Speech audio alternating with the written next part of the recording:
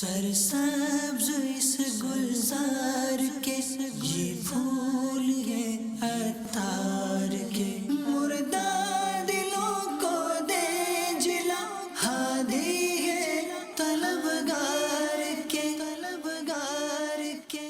الحمدللہ رب العالمین والصلاة والسلام علی خاتم النبیین، اما بعد فاعوذ باللہ من الشیطان الرجیم، بسم اللہ الرحمن الرحیم، الصلاة والسلام علیک یا رسول اللہ وعلی آلک واصحابک یا حبیب اللہ، الصلاة والسلام علیک یا نبی اللہ وعلی آلک واصحابک یا نور اللہ۔ اکثر سنا گیا ہے کہ سود خور جو لیتا ہے، دیتا ہے یا کھاتا ہے، تو یہ جو کام کرتا ہے تو اس سے ملنا جائز ہے یا قطع تعلق کرنا چاہیے؟ اللہ اللہ، سود کھانا کھلانا یعنی سود لینا دینا یہ سب حرام ہے، گناہ ہے، جہنم لے جانے والا کام ہے۔ اب یوں کہ اگر ملنے ملانے کا جہاں تک تعلق ہے تو اب یوں تو بے نمازیوں سے بھی تو مل ہی رہے ہیں، آپ سبھی مل رہے ہیں، بے نمازی چھوٹا گناہ گار تو نہیں ہے۔ اور بھی داڑھی جو منڈاتے ہیں، ایک منڈی سے گھٹاتے ہیں، وہ بھی گناہ گار ہیں۔ اب یہ کہ ہر گناہ گار کا بائیکاٹ کرے تو اب یہ کہ خود کیا ہے یہ بھی دیکھ لے۔ تو ایسوں کی صحبت سے تو بچنا چاہیے جو اس طرح کے گناہ کرتے ہیں، جس سے نقصان ہوتا ہے کہ وَإِمَّا يُنْسِيَنَّكَ الشَّيْطَانُ فَلَا تَقْعُدْ بَعْدَ الذِّكْرَىٰ مَعَ الْقَوْمِ الظَّالِمِينَ۔ اگر شیطان تجھے بھلا دے تو یاد آنے پر ظالموں میں مت بیٹھ۔ ظالم سے مراد یہاں تفسیرات احمدیہ کے مطابق کافر، بد مذہب اور فاسق۔ فتح رضویہ والیوم 21۔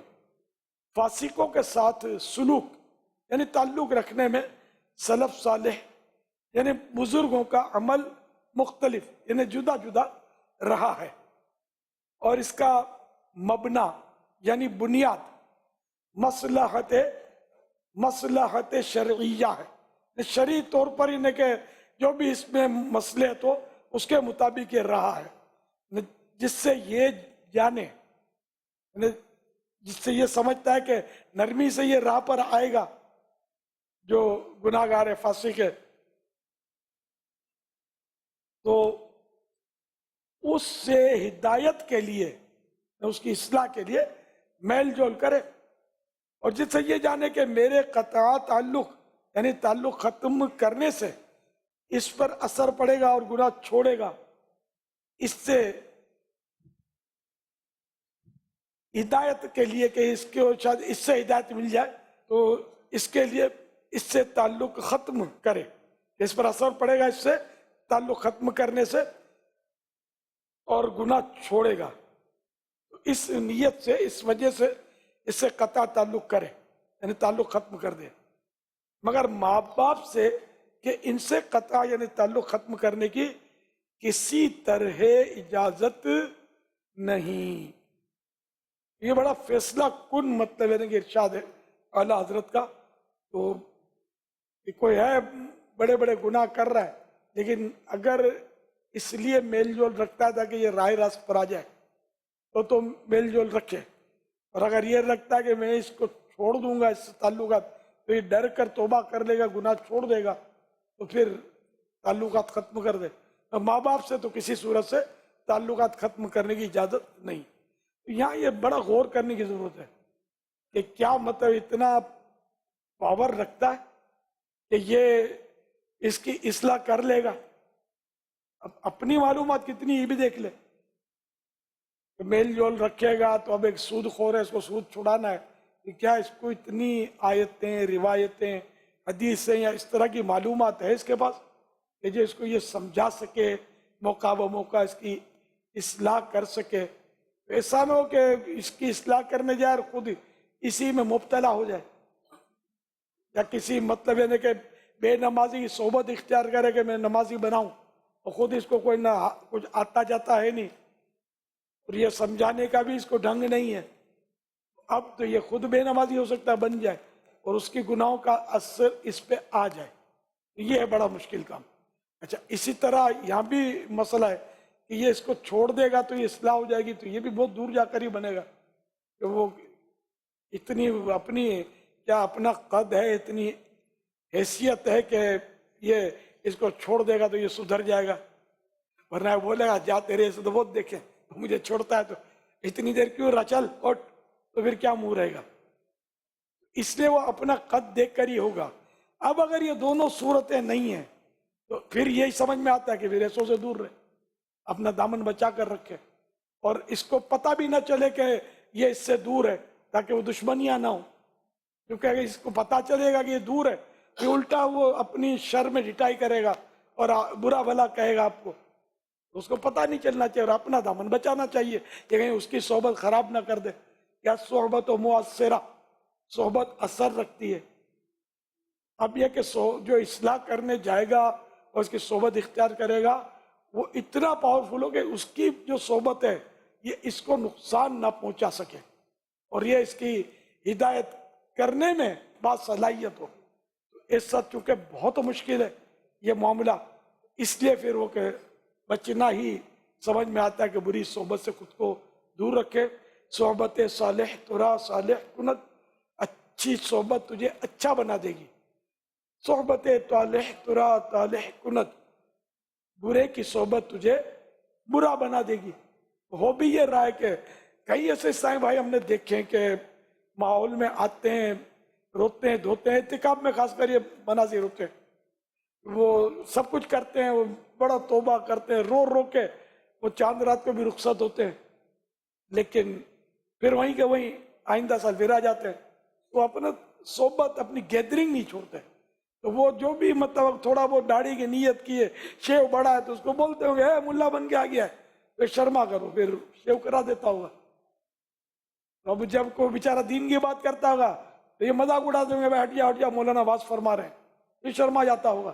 تو اس طرح کے طنز طانے پر بیچارے کی یہ کمزوری ہے یا نادانی کہیے کیا کہیے کہ ایسوں کی صحبت کے بغیر اس کو اس سے رہا نہیں جاتا، گھستا ان کے پاس ہی ہے، تو یوں بیچارہ وہ خراب ہو جاتا ہے۔ اس لیے بری صحبت سے بچنا ہے۔ یہ دو کیٹیگری جو ہے نا، یہ ہر ایک کے بس کا کام نہیں ہے کہ میں صحبت میں چلا جاؤں، میں اس کو سدھاروں گا، پہلے تو سدھر جا، پھر اس کو سدھارنا، کہ وہ کہیں بگاڑ کے رکھ دے گا۔ السلام علیکم ورحمۃ اللہ وبرکاتہ۔ وعلیکم السلام ورحمۃ اللہ وبرکاتہ۔ ارسلان اتاری، کراچی ساؤتھ سینٹرل زون، شعبہ اصلاح اعمال۔ موجودہ پرفتن دور میں اپنی آنکھوں کو گناہوں سے کیسے بچائیں؟ پچھلے دنوں کئی بار آپ سے یوں مدنی پھول آنکھوں کو گناہوں سے بچانے کے حوالے سے تو یوں ملے ہیں، لیکن فی زمانہ چونکہ کہیں اس کثیر اسلامی بھائیوں سے رابطہ ہوتا ہے، ملنا ہوتا ہے، تو انفرادی کوشش کا بھی سلسلہ ہوتا ہے، اور کاروباری طور پر بھی کئی کمپنیز میں آنا جانا ہوتا ہے۔ اب ظاہر بات ہے کہ ہم ایک معاشرے میں رہتے ہیں، آنا جانا رہتا ہے، بار روڈ پہ جاتے ہیں، سفر کرتے ہیں، بائک پر بھی جاتے ہیں۔ اب اس دور میں آنکھوں کو بچانا، اچھا ایک سے یوں بات ہوئی تو انہوں نے یوں کہا کہ ہمیں تو دیکھ کے کچھ نہیں ہوتا، ہم تو مطلب یہ ہم تو ساتھ کام کرتے ہیں، آفسوں میں ایک مخلوط نظام ہے، ہم تو ساتھ کام کرتے ہیں، پورا دن دیکھتے رہتے ہیں، ہمیں کچھ بھی نہیں ہوتا۔ آپ شاید مذہبی گیٹ اپ والے ہیں، مذہبی حلیے والے ہیں، تو آپ یوں بچنے کا ذہن ہوتا ہے تو آپ کو شاید مطلب وہ زیادہ ہوتا ہے، ہمیں تو کچھ محسوس بھی نہیں ہوتا۔ تو یہ تو ہمارے لیے عام سی بات ہے، مطلب یوں ان کے یوں ایک تاثرات تھے۔ شریعت تو وہی ہے جو اللہ اور رسول کا حکم ہے، واقع حالات تو ایسے ہی ہیں، تو ایسے میں اگر عمل کرے گا تو فائدہ زیادہ ہوگا۔ افضل الاعمال احمزها، یہ حدیث پاک ہے، سب سے افضل ترین عمل وہ ہے کہ جو زیادہ دشوار ہو، جس میں زحمت تکلیف زیادہ ہو۔ اس دور میں آنکھوں کی حفاظت جو آپ نے یہ بیان فرمایا، اس سے بھی بڑھ کر حالات جو ہے نا، یہ اب جیسے پوش ایریا میں جائیں گے نا تو شاید وہ چڈیاں پہن کے گھومتے ہوں گے، رانیں کھلی، باہر ملکوں میں یہ بہت زیادہ ہے، کوئی عیب ہی نہیں ہے، مطلب چڈیاں پہن کے گھوم رہے ہوتے ہیں. تو ایسی صورت میں آدمی کیا کرے؟ اوپر نگاہ اٹھاتا ہے تو الگ منظر ہے، نیچے نگاہ کرتا ہے تو ان کی رانیں نظر آتی. تو اب ایسی صورت میں بچنا تو ہے، بھرپور کوشش کریں.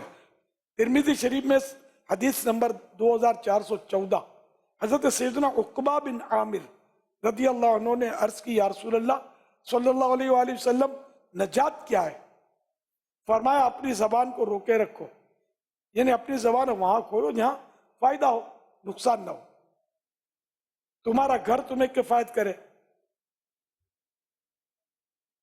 یعنی بلا ضرورت گھر سے نہ نکلو اور گناہوں پر رونا اختیار کرو. یہ حدیث پاک بڑی جامع ہے، اگر اس پر عمل ہو جائے نا تو آدمی گناہوں سے کافی حد تک بچ جائے گا. تو یہ کہ گھر سے نہ نکلے بغیر ضرورت کے. اب ضرورت وہی ہے کہ جماعت سے باجماعت نماز پڑھنے کے لیے تو جانا ہے، اس وجہ سے یہ نہیں کہیں گے کہ وہ نماز بھی گھر میں پڑھے. اب کام دھندا کرنے کے لیے تو بازاروں میں جائے گا اور نماز گھر میں پڑھے، نگاہوں کی حفاظت کے لیے. تو یہ خیر بازار نہیں بھی جاتا تب بھی جماعت سے نماز تو پڑھنا واجب رہے گا. یہاں بندے کو ہی کہا جائے گا کہ تم اپنی آنکھوں کی حفاظت کرو، یہ نہیں کہ نظر چونکہ پڑتی ہے، وہ سجدے میں ہوتے ہیں یا فلاں ہوتے ہیں اس لیے اب وہ جماعت اس کو معاف ہو گئی. تو ایسا نہیں ہے، جماعت تو واجب رہے گی. کہیے یہ کہ نظروں کی حفاظت کرے. اب اوپر دیکھتا ہے تو آزمائش، نیچے دیکھتا ہے تو امتحان. آنکھیں بند بھی تو رکھ سکتے ہیں ضرورتاً، آنکھیں بند کر لے آدمی جہاں ایسی چیز نظر آتی ہے کہ اوپر دیکھو تو بھی مسئلہ، نیچے دیکھو تو بھی مسئلہ. جیسے سجدے والا تو وہ نیچے دیکھیں گے تب بھی تو مسئلہ ہے نا. تب ایسے آدمی آنکھیں بند کر کے کترا کر نکل جائے. پھر اب بے اختیار جو نظر پڑی، چاہے بار بار پڑ رہی ہے مگر ہے بے اختیار، اپنے چاہے سے نہیں ہے، تو وہ لکھا تو حدیث پاک میں پہلی نظر وہ معاف ہے جو بے اختیار پڑی.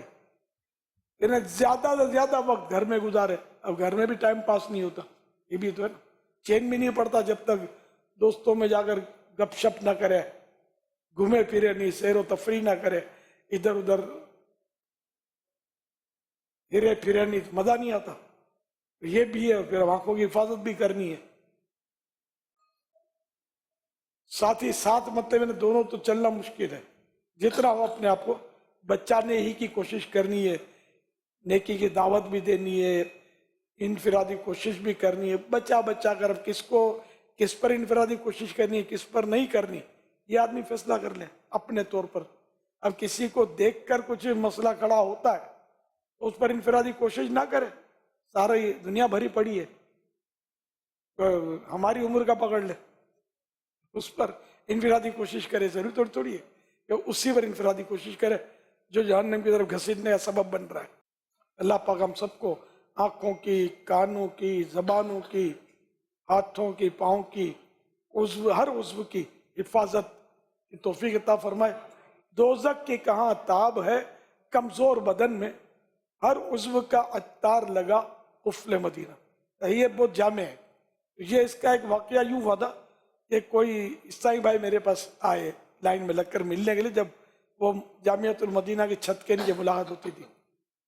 تو مجھے انہوں نے کہا کہ میں تو ماحول چھوڑ گیا تھا، پھر آپ کا یہ میں نے مقطع سنا تو بس مجھے بڑا اثر پڑا اور میں واپس آ گیا ہوں ماحول میں. یعنی ہر عضو کا روئے کا قفل مدینہ لگانا ہے کہ بس یہ گناہ کی طرف یہ مائل نہ ہو، گناہ سے بچانا ہے.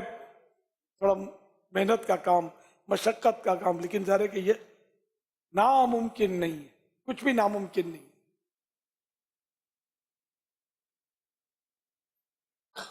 نیت صاف منزل آسان. اگر نیت صاف ہوگی، کوشش کرے گا تو وہ انشاءاللہ بچنے کا سامان بھی ہوگا.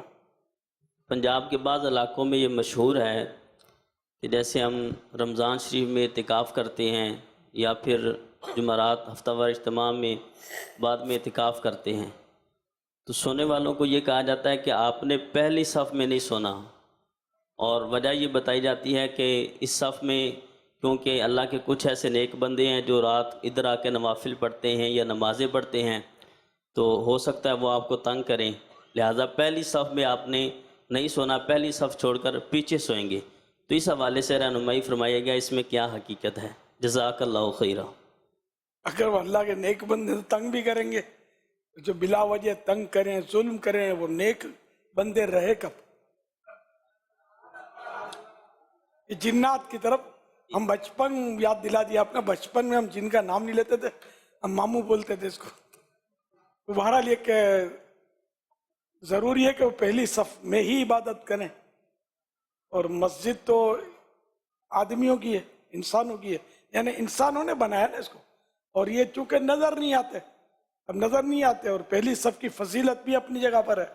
البتہ یہ کہ پہلی دوسری صفیں مسجد کی جو کیپیسٹی ہے اس کے حساب سے اس لیے ضرور چھوڑ دی جائے کہ وہ اٹھ کر نوافل پڑھنا چاہے معتکفین میں سے، یا تلاوت کرنا چاہے، یا باہر کا کوئی مسلمان آ کر عبادت کرنا چاہے، تو وہ آگے اطمینان سے نماز صلات کر سکے۔ جنات کے لیے جگہ چھوڑنے کی ضرورت نہیں ہے، کیونکہ پتہ ہی نہیں ہے کہ وہ آئیں گے نہیں آئیں گے، یا وہ ہماری سائز کے تو ہوتے نہیں ہیں، تو نظر بھی نہیں آتے نا، پتہ نہیں چلتا۔ جزاک اللہ چھوٹی خیر۔ چھوٹی سائزوں کے ہوتے ہیں یہ، جو گوشت فروش ہوتے ہیں، ڈر نہیں جانا، ان کے جو کپڑے ہوتے ہیں نا اس پہ یہ لپٹے ہوئے ہوتے ہیں، تو ہر جن تنگ نہیں کرتا، وہ اپنے اس میں واش روم میں ہوتے ہیں، اب واش روم میں کتنے ہوتے ہوں گے ہمیں تو نظر نہیں آتے، اس لیے بسم اللہ پڑھیں، دعا پڑھیں، تو یہ کم از کم بسم اللہ پڑھ کر ہی جائیں۔ تو اب یہ کہ ان پر پردہ پڑ جاتا ہے، وہ دیکھ نہیں سکتے، جب کپڑے بدلیں تب بھی بسم اللہ پڑھ لیں، تو بسم اللہ پڑھنے سے یہ فائدہ ہوگا کہ ان کی آنکھوں پر پردہ پڑ جائے گا، تو اب یہ جو گندے جن وغیرہ ہیں یہ ان چیزوں کو دیکھ نہیں سکیں گے، پردے کی جگہوں کو۔ صلو علی الحبیب صلی اللہ علیہ وسلم۔ درس نظامی کرتے وقت عقلی نقلی دلائل یاد کرنے ہوتے ہیں، تو قرآنی آیات کو دلائل میں اس وجہ سے یاد کرنا ترک کر دینا کہ اگر بعد میں قرآنی آیات بول گئیں تو اس حوالے سے رہنمائی فرما دیں۔ قرآنی آیتیں یاد کرنا چاہیے، نہ یاد کرنا ظاہر ہے محرومی تو ہے، اور یاد رکھنا بھی چاہیے یاد کر کے، البتہ کوئی اس خوف سے یاد نہیں کرتا کہ میں بھول جاؤں گا یا بلا دی جائیں گی، تو وہ اس میں بھی کوئی گناہ نہیں، حرج نہیں ہے اس میں، کیونکہ یہاں بھی خوف خدا کا ہی عنصر ہے کہ وہ اللہ کے خوف سے یہ ایسا کر رہا ہے کہ میں یاد کروں گا تو بھول جاؤں گا۔ اب جیسے مقرر ہوتے ہیں، آیتیں پڑھتے ہیں، پھر وہ کبھی بیان کرنا ہے، اور دیکھ کر بیان کرنا عام طور پہ لوگ شرماتے ہیں، ہم نے تو مبلغین کو یہی ذہن دیا کہ دیکھ کر بیان کریں۔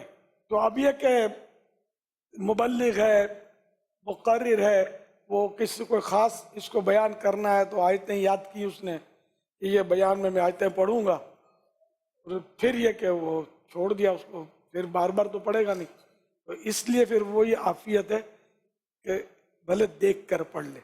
میں خود دیکھ کر پڑھتا رہتا ہوں آیتیں حدیثیں، تو غلطیاں ہو جاتی ہیں زبانی کرنے میں، بارہا غلطیاں ہو جاتی ہیں۔ اتنے حافظے مضبوط اس دور میں ذرا کم ہے، حافظے مضبوط، پہلے کے دور میں حافظے بہت زیادہ ہوتے تھے، اب بدنگاہی کا سامان بہت ہے، بدنگاہی بھی حافظے کو کمزور کرتی ہے، کھٹی چیزیں حافظے کو کمزور کرتی ہیں۔ کھٹی کون سی ڈش ہے جس میں ہمارے یہاں گھروں میں جو کھانے پکتے ہیں، سالن پکتے ہیں، کھٹاس اتنی کھٹائی ڈالتے ہیں، تو تھوڑی بہت ڈالے تو چلے، لیکن بہت کھٹائی ڈالتے ہیں، تو یہ اس سے بلغم ہوتا ہے، بلغم سے حافظہ کمزور ہوتا ہے، کھٹے سیب کھانے سے بھی حافظہ کمزور ہوتا ہے۔ صلو علی الحبیب صلی اللہ علیہ وسلم۔ یا سیدی ایک احساس ہوتا ہے بار بار کہ نیک بن جائیں، نیک لوگوں میں بیٹھتے ہیں، آپ کی بارگاہ میں آتے ہیں تو ایک ذہن بنتا ہے کہ نیک بنیں، نیکیاں کریں، اور جیسے ایک احساس آتا ہے کہ زندگی مختصر ہے تو اس میں جو کچھ کرنا ہے کر لیں۔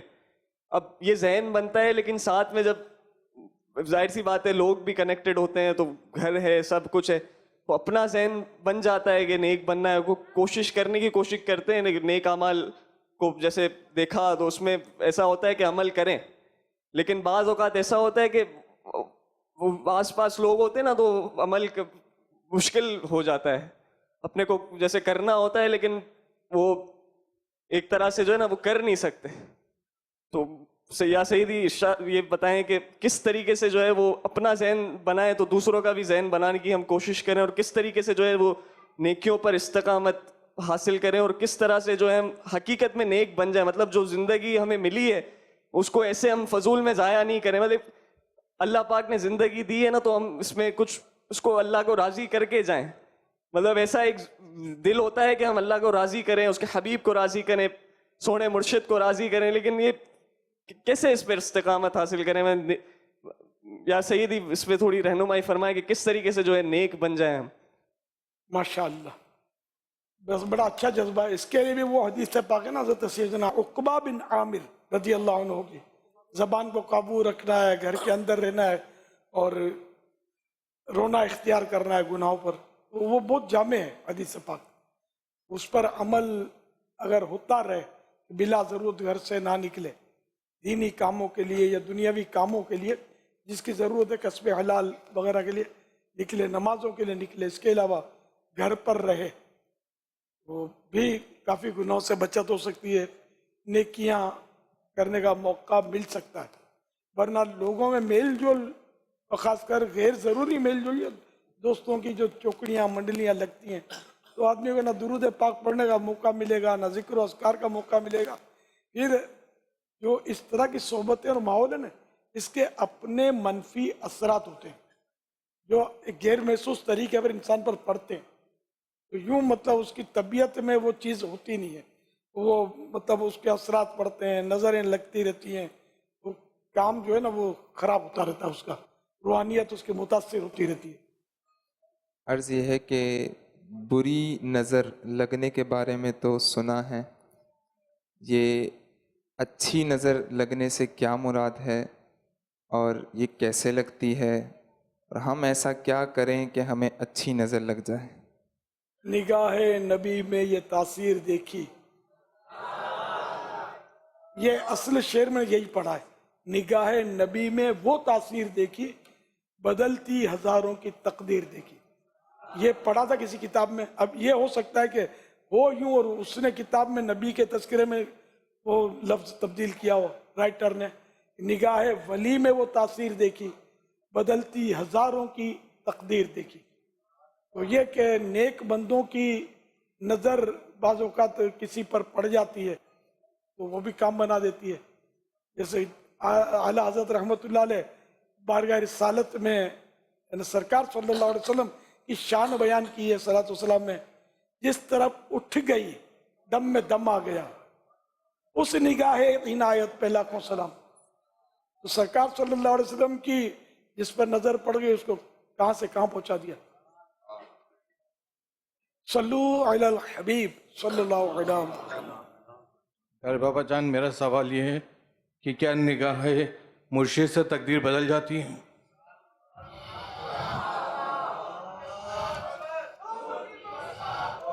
بالکل, اگر پیر کامل ہے تو اس کی نظر, اس کی صحبت بھی اثر تو رکھتی ہے.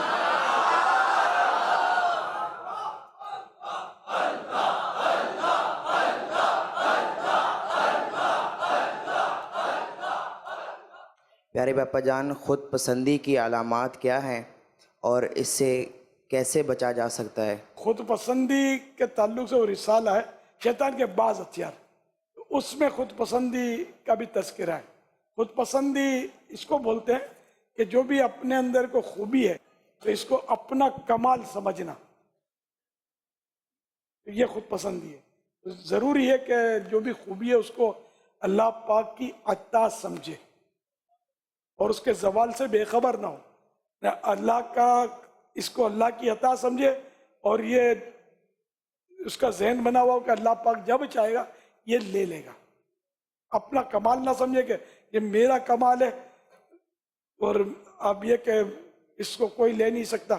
جیسے آپ اپنے حسن پر وہ اترائے تو راتوں رات چیچک نکل آئے, کچھ بھی ہو سکتا ہے. اپنی آواز پر اطلاع کہ میں بہت خوش اعلان نعت خواہ ہوں اور اس طرح یہ گھمنڈ کرے، ہو سکتا ہے راتوں رات اس کی آواز پھٹ جائے، گلا خراب ہو جائے. تو ڈرنا چاہیے اللہ کی عطا سے کہ جو کچھ ہمیں دیا وہ رب نے دیا ہے، میرا کوئی کمال نہیں. میں یہاں بیٹھا ہوں صوفے پر، آپ یہاں ماشاءاللہ مجھے محبت سے سن رہے ہیں، تو یہ میرا کوئی بھی کمال نہیں ہے، یہ میرے رب نے بس یہ کرم فرمایا کہ آپ مجھ سے محبت کرتے ہیں. آپ کے دلوں میں میں نے محبت نہیں ڈالی، اللہ نے ڈالی ہے. یہ ذہن بنا ہوا ہونا چاہیے، تو پھر یہ خود پسندی نہیں ہے. پھر مرشد کی خدمت میں یہ عرض ہے کہ میں ذیلی نگران ہوں، تو مسجد میں درس کی تعداد بڑھانا، چوک درس کی تعداد بڑھانا، تعداد نہیں ہوتی، تو جو اکیلا درس دینے میں جذبہ کیا ملے اور تعداد بڑھانے کے لیے نیکی دعوت دینے کے لیے کیا طریقہ ہو، اس میں ارشاد فرما دیں. سفیان ثوری رحمۃ اللہ علیہ وغیرہ کا تو یہ انداز تھا کہ یہ 2-3 میں ہی بیان کرتے تھے، زیادہ ہوتے تھے تو نہیں کرتے تھے کہ کہیں حب جا میرے اندر نہ آ جائے. یہ سفیان ثوری تابعی ہیں، اس نے صحابہ کی صحبت پائی ہے انہوں نے، کہ وہ لوگوں سے مطلب یہ کہ بھیڑ کرنا جو ہم لوگ کرتے ہیں نا، کہ بھیڑ ہوتی ہے تو یہ ہماری آواز کھلتی ہے، خطاب ہوتا ہے زوردار. یہ ایسے بزرگ گزرے کہ اکا دکا میں آواز فرما لیتے تھے، 2-3 انہیں بڑھ جاتے تھے تو کتراتے تھے. اس طرح کوئی لوگ پیچھے چلتے تھے تو ان کو پسند نہیں کرتے تھے کہ میرے لوگ یوں پیچھے چلیں. اس سے حب جا، عزت شہرت کی خواہش، اور ادھر آدمی پھولتا ہے کہ میں بھی کچھ ہوں، کہ لوگ میرا اتنا احترام کرتے ہیں. یہ بڑے خطرے والی خطرناک وادیاں ہیں جس سے دین کا کام کرتا ہے وہ بھی گزر رہا ہوتا ہے. تو اس لیے وہ آپ یوں منا لیں دل کو کہ بزرگوں کا یہ بھی طریقہ رہا ہے، بھلے نہیں جمع ہوتے کوئی بات نہیں. میں جب مدنی قافلے میں گیا تھا یہ گجو میں، اس وقت جو آخری جو اپنا جو قافلے کی رخصت کے وقت جو بیان ہوتا نا، وہاں 4 بڑے تھے، 3 بچے تھے. 7 میں نے بیان کیا تھا اور 3 تو بچے ہی تھے بیچارے، سمجھے اور سندھی لوگ تھے، وہ پتہ نہیں میری اردو سمجھ بھی پائے یا نہیں، مجھے گھڑی دکھا رہے تھے، حالانکہ مختصر بیان کیا تھا. مجھے وہاں میں چھپ کر رہا تھا، اس طرح بھائیوں بتا دیتے کوئی سا انداز اختیار نہیں کرنا ہے جسے پتہ چل جائے میرا نام. یہ پرانی بات کر رہا ہوں. پھر لوگوں کو پتہ چلا تو پھر وہ قافلے آنے شروع ہوئے، اور ماشاءاللہ وہاں اب تو کام ہے نا کافی بڑھ بھی گیا الحمدللہ. تو یہ کہ میں نے یہ اس کے علاوہ بھی میں جب قافلے ہم جاتے تھے تو تھوڑے تھوڑے آدمی میں بیان کیا ہے. اب میں بولوں میں اتنا بڑا میرا نام میں یہ ہے نہیں، اس پہ بیان نہیں کرتا. بڑا مائک لگاؤ، ایکو ساؤنڈ لگاؤ، کچھ بھی نہیں، بغیر مائک کے بارہا بیان کیے الحمدللہ. اور تھوڑے تھوڑے میں 5-7 5-7 10-20. تو اللہ قبول کرے، اللہ پاک ہمیں اخلاص دے. بھیڑ کرنے کا شوق جو ہے نا یہ ہمارا ہلاکت میں ڈالنے والا ہے. زیادہ ہوں تو یہ ہم درس دیں، ان میں کیا درس دوں یار. ایک میں بھی ہمارے بزرگوں کا یہ ثابت ہے، یہ بھی سفیان ثوری کا واقعہ ہے کہ آپ درس، کسی نے آپ کی خدمت میں عرض کیا کہ آپ مجھے حدیث سنائیں، اور اپنے کو ان کے ساتھ جو تھے ان کو بتا کہ میں ان کی شدت تواضع تمہیں دکھانا چاہتا ہوں کہ یہ اتنے بڑے محدث اور عالم ہیں اور کیسے مطلب ہے کہ ان میں عاجزی ہے. تشریف لے آئے اور ان کو وہ حدیث شریف کا جو بھی بیان تھا وہ انہوں نے سنایا. تو یہ ہمارے بزرگوں کا طریقہ رہا ہے. ایک اسلامی بھائی کا یہ کہنا تھا، جو اس کے والدہ داتا دربار جانے کے لیے کہہ رہی تھی، تو اسلامی بھائی نے ترکیب دلا کے انہوں نے کہا بولے وہاں جا کے دعا کرنے سے بہتر جو ٹیلی ٹون میں جو اخراجات ہوتا ہے وہی اخراجات یہاں پر دے دیے، یہیں سے دعا قبول ہو جائے گا، وہاں پہ جانے کا ضرورت نہیں ہے. تو یہ اسلامی بھائی کا والد صاحب انتقال ہو گیا ہے، تو اس وجہ سے ایسا کرنا اسلامی بھائی کا والدہ کا دل آزاری کرنا ہوگا یا کیا رہنمائی فرما دیجیے. اس کی ماں کہتی تھی کہ مجھے داتا دربار میں لے جاؤ، مزار پر. بہت پریشان ہے طرح طریقے سے، وہ بھی اتریا ہے تو بولے پریشان ہے، بولے شاید وہاں جا کے ہو جائے مسئلہ کا حل. تو اسلامی بھائی نے ترکیب دلائے، بولے وہاں جا کے جو دعا کریے گا اصل بات ہے نفس کی قربانی دینا وہ ہے. ترکیب دلا کے تو جو رقم ہے جو تیلیتھن میں دے دیے، یہیں سے دعا ہو جائے گا، اور آپ دعا کر فرما دیجئے، نظر کرم کر دیجئے. खुसूसन रिश्ता के लिए बहुत परेशान हो रही थी। अल्लाह करम, अल्लाह परेशानी दूर फरमाए, मुश्किल आसान करे। ये कि क्योंकि औरत को मज़ार पर जाने की इजाज़त नहीं है, इसलिए वो इन्होंने ये तरकीब शायद की, और क्या अल्फाज थे पता नहीं। बहरहाल लेकिन औरत को मज़ार पर नहीं जाना चाहिए और मर्दों को जाना चाहिए कि वहाँ ज़ाहिर है औलिया किराम के मज़ारात पर फयूज़ व बरक़ात मिलते हैं, फ़ायदा होता है, दुआएं कबूल होती हैं। इनकी जो मुश्किलात हैं इन्होंने यहाँ से दुआ की है कि भाई दुआ तो मतलब जाहिर है कि अब सब मज़ारत पर जाकर ही दुआ करेंगे तो ही कबूल होगी, ऐसा नहीं है। घर पे भी दुआ तो कबूल होती है, मस्जिद में दुआ कबूल होती है, जहाँ मतलब चाहे आदमी दुआ कबूल होती है, अल्लाह कबूल करने वाला है। तरगीब दिलाने पर जो अखराजात थे वो टेलीथॉन पर इन्होंने जमा किए, तो दाता साहब का इसाले सवाब भी कर सकते हैं। हाँ, ये भी हो सकता है, दाता हुजूर का इसाले सवाब की नियत कर ले, इनके वसीले से दुआ मांगे। सरसब्ज इस